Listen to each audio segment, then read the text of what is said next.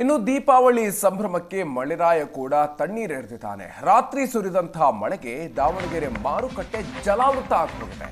ಹಬ್ಬದ ವಸ್ತುಗಳ ಮಾರಾಟಕ್ಕೆ ಅಂತ ಬಂದಿದ್ದಂತಹ ರೈತರಿಗೆ ಇದರಿಂದಾಗಿ ಭಾರಿ ನಷ್ಟ ಉಂಟಾಗಿದೆ.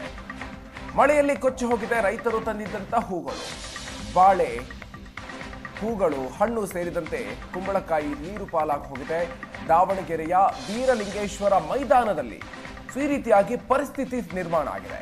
ಹಬ್ಬದ ನಿಮಿತ್ತ ಬೀರಲಿಂಗೇಶ್ವರ ಮೈದಾನಕ್ಕೆ ಮಾರುಕಟ್ಟೆಯನ್ನು ಶಿಫ್ಟ್ ಮಾಡಲಾಗಿತ್ತು. ಆದರೆ ಭಾರಿ ಪ್ರಮಾಣದಲ್ಲಿ ಮಳೆ ಸುರಿದಿರೋದ್ರಿಂದಾಗಿ ಅಲ್ಲಿನ ಪರಿಸ್ಥಿತಿ ಹೇಗಾಗಿದೆ ಅನ್ನೋದನ್ನು ನೀವು ದೃಶ್ಯಗಳಲ್ಲಿ ಗಮನಿಸ್ತಾ ಇದ್ದೀರಿ. ರಸ್ತೆಯಲ್ಲಿ ವಾಹನ ಸವಾರರಿಗೂ ಕೂಡ ತೊಂದರೆ ಆಗಬಾರ್ದು ಅನ್ನುವಂಥ ನಿಟ್ಟಿನಲ್ಲಿ ಈ ಮಾರುಕಟ್ಟೆಯನ್ನು ಶಿಫ್ಟ್ ಮಾಡಲಾಗಿತ್ತು. ಆದರೆ ರಾತ್ರಿ ಮಳೆಯ ಹೊಡೆತಕ್ಕೆ ವ್ಯಾಪಾರಸ್ಥರು ಕಂಗಾಲಾಗಿ ಹೋಗಿದ್ದಾರೆ. ಹಬ್ಬದ ಹಿನ್ನೆಲೆಯಲ್ಲಿ ಖರೀದಿ ಚೆನ್ನಾಗಿರುತ್ತೆ, ಹೆಚ್ಚಿನ ಲಾಭ ಗಳಿಸಬಹುದು ಅನ್ನುವಂತಹ ನಿರೀಕ್ಷೆಯಲ್ಲಿದ್ದಂಥ ರೈತರು ಈ ರೀತಿಯಾಗಿರುವಂತಹ ಪರಿಸ್ಥಿತಿಯಲ್ಲಿದ್ದಾರೆ.